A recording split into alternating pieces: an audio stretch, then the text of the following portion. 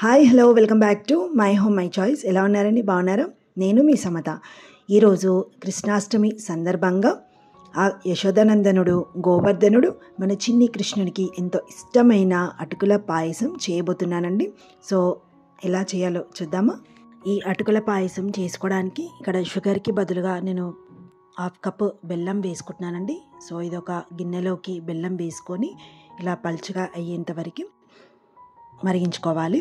So ఇది మొత్తం కరిగిపోయి ఇలా పలుచగా అయిపోయాక చల్లగా అవ్వడానికి పక్కన పెట్టేసుకుందాము. సో ఇలా మరొక గిన్నెలోకి 1 కప్పు చిక్కటి పాలు వేసుకుంటున్నాను. సో ఒక 1/2 కప్పు మళ్ళీ వాటర్ యాడ్ చేసుకుని గరం చేసుకొని పక్కన పెట్టేసుకుందాము.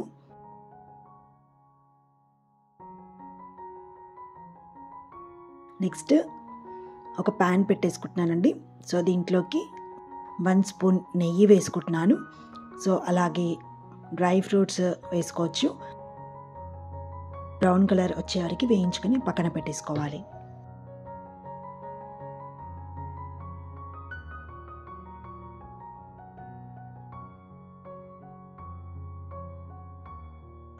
బ్రౌన్ కలర్ వచ్చేసాయి కదండి, అవన్నీ కూడా తీసి పక్కన పెట్టేసుకుందాము. మళ్ళీ అదే ప్యాన్లోకి 1 స్పూన్ నెయ్యి వేసుకొని దొడ్డు అటుకులు ఉంటాయి కదా, లావుగా ఉండే అటుకులు, అవి వేసుకొని చాలా స్లోగా స్టవ్ సిమ్లో ఉంచుకొని కొంచెం లైట్ బ్రౌన్ కలర్ వచ్చే వరకు వేయించుకోవాలన్నమాట. కాస్త వేగిపోయాక వీటిని ఇలా మనం క్రష్ చేసి చూస్తే క్రిస్పీగా అవుతాయన్నమాట. సో అప్పుడు పర్ఫెక్ట్గా వేగిపోయాయని మనకు అర్థమవుతుందన్నమాట. సో ఇలా చూస్తున్నారు కదా. ఓకే, నెక్స్ట్ దీంట్లోకి ఇందాక మనం వేడి చేసుకున్న పాలు ఉన్నాయి కదా, వాటిని వేసుకొని స్టవ్ సిమ్లో ఉంచుకొని బాగా మరిగించుకోవాలి. మూత పెట్టేసుకొని ఒక 10 నిమిషాలు ఉడకనివ్వాలన్నమాట. సో పాలు నెయ్యి అన్నీ కూడా మంచిగా పట్టేసుకొని అటుకులు టేస్టీగా అవుతాయన్నమాట. సో ఇలా మరిగిపోవాలన్నమాట. మొత్తం కూడా పాలు కొంచెం దగ్గరకు అవుతుందన్నమాట. మనము అటుకులని కొంచెం ఇలా ప్రెస్ చేసి చూస్తే మనకి మెత్తగా స్మూత్గా మెరిగిపోతుందండి. చూస్తున్నారు కదా, ఈ విధంగా అన్నమాట. సో ఒకసారి ఈ విధంగా కలిపేసుకుందాము. ఒకవేళ మీరు షుగర్ యాడ్ చేసుకుంటే కనుక ఈ టైంలోని మీరు షుగర్ యాడ్ చేసుకొని మరొక 10 నిమిషాలు ఉంచుకుంటే సరిపోతుంది. కాబట్టి నేను ఇక్కడ బెల్లాన్ని వేసుకుంటున్నానండి.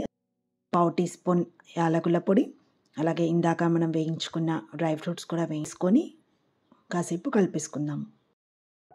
సో ఇలా మొత్తం రెడీ అయిపోయిన పాయసాన్ని స్టవ్ ఆఫ్ చేసుకొని కొంచెం చల్లగా అయ్యేంత వరకు ఉంచుకోవాలండి.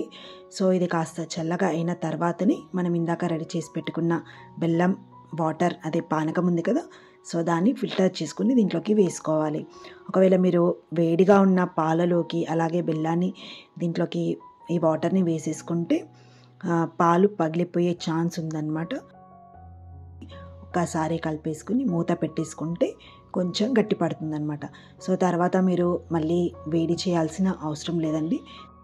అంతేనండి, చాలా ఫాస్ట్గా అయిపోయే కృష్ణునికి ఎంతో ఇష్టంగా ఉండే అటుకులతో చేసిన పాయసం చాలా బాగుంది కదండి. మీరు ఒకసారి ట్రై చేసి చూడండి. టేస్ట్ అయితే డిఫరెంట్గానే ఉంటుంది, అందరూ నచ్చుతారు. సో ఒకవేళ ఈ వీడియో మీకు నచ్చితే కనుక లైక్ చేయండి, షేర్ చేయండి, సబ్స్క్రైబ్ చేయండి. నెక్స్ట్ మరొక వీడియోలో మళ్ళీ కలుద్దాము. థ్యాంక్ యూ, నమస్తే.